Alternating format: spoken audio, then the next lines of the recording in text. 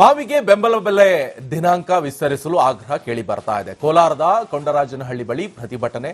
ನೋಂದಣಿಗೆ 3 ದಿನ ಅವಕಾಶ ನೀಡಿರುವಂತಹ ಸರ್ಕಾರ ಕೇವಲ 1.30 ಲಕ್ಷ ಮೆಟ್ರಿಕ್ ಟನ್ ನೋಂದಣಿಗೆ ಅವಕಾಶವನ್ನ ಕಲ್ಪಿಸಿಕೊಟ್ಟಿದೆ. 3.20 ಲಕ್ಷ ಮೆಟ್ರಿಕ್ ಟನ್ಗೆ ಏರಿಸಲು ಒತ್ತಾಯ ಕೂಡ ಪ್ರತಿಭಟನಾಕಾರರು ಮಾಡ್ತಾ ಇದ್ದಾರೆ.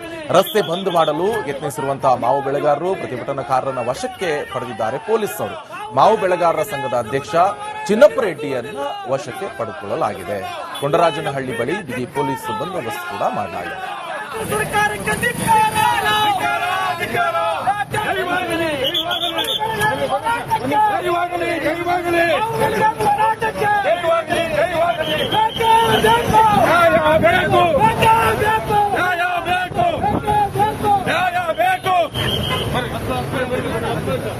ಮಾವು ಬೆಂಬಲ ಬೆಲೆಯ ದಿನಾಂಕವನ್ನು ವಿಸ್ತರಣೆ ಮಾಡುವಂತೆ ಒತ್ತಾಯಿಸಿ ಇವತ್ತು ರೈತರು ಮತ್ತು ಮಾವು ಬೆಳೆಗಾರರು ಏನು ರಾಷ್ಟ್ರೀಯ ಹೆದ್ದಾರಿ ತಡೆಗೆ ಮುಂದಾದ ಸಂದರ್ಭದಲ್ಲಿ ಪೊಲೀಸರು ಅವರನ್ನು ವಶಕ್ಕೆ ಪಡೆದಿರುವಂಥದ್ದು. ನಾನು ಇವತ್ತು ಅಲ್ಲೇ ಇದ್ದೇನೆ.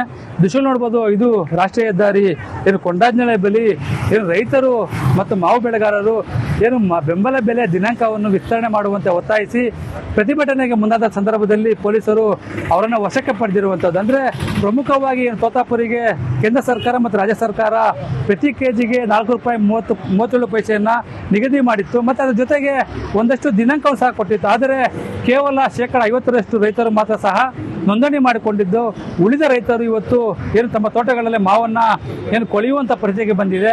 ಕೇವಲ 1.30 ಲಕ್ಷ ಮೆಟ್ರಿಕ್ ಟನ್ಗೆ ಮಾತ್ರ ಅವಕಾಶ ನೀಡಿದ್ದು, ಇನ್ನು ಸುಮಾರು 50ರಷ್ಟು ರೈತರು ಸಹ ಏನು ಮಾವನ್ನ ತಮ್ಮ ತೋಟಗಳಲ್ಲಿ ಇಟ್ಕೊಂಡಿದ್ದಾರೆ.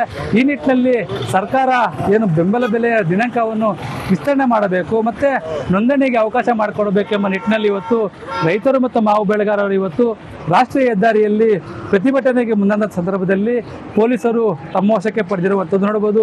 ಪೊಲೀಸರು ಸುಮಾರು ಸಾಕಷ್ಟು ಮಂದಿ ಇದ್ದಾರೆ.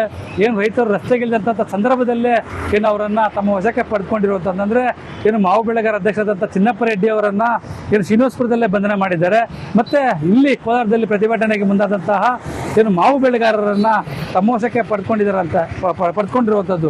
ಇನ್ನು ಪ್ರಮುಖವಾಗಿ ಕೋಲಾರದಲ್ಲಿ ಸುಮಾರು 45,000 ಹೆಕ್ಟೇರ್ ಪ್ರದೇಶದಲ್ಲಿ ಮಾವನ್ನು ಬೆಳೆಯುವಂಥದ್ದು ಮತ್ತು ಕೇವಲ ತೋತಾಪುರಿಗೆ 4.37 ಸರ್ಕಾರ ನಿಗದಿ ಮಾಡಿತ್ತು. ಅದೇ ಕೇವಲ ಕೆಲವೇ ರೈತರಿಗೆ ಮಾತ್ರ ಅವಕಾಶವಾಗಿದ್ದು, ಇನ್ನು ಸುಮಾರು ಶೇಕಡ 50ರಷ್ಟು ರೈತರು ಇನ್ನೂ ನೋಂದಣಿ ಮಾಡಿಸ್ಕೊಂಡಿಲ್ಲ. ಈ ನಿಟ್ಟಿನಲ್ಲಿ ಮಾವು ಏನು ತೋಟಗಳಲ್ಲೇ ಕೊಳೆಯುವಂಥ ಪರಿಸ್ಥಿತಿಗೆ ಬಂದಿದೆ.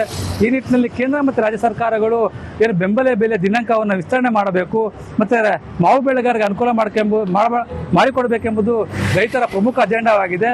ಈ ನಿಟ್ಟಿನಲ್ಲಿ ಇವತ್ತು ರಾಷ್ಟ್ರೀಯ ಹೆದ್ದಾರಿಯನ್ನು ಬಂದ್ ಮಾಡಲು ಮುಂದಾದಂಥ ರೈತರನ್ನು ಮತ್ತು ಮಾವು ಬೆಳೆಗಾರರನ್ನು ಇವತ್ತು ಪೊಲೀಸರು ತಮ್ಮ ವಶಕ್ಕೆ ಪಡೆದುಕೊಂಡಿರುವಂಥದ್ದು.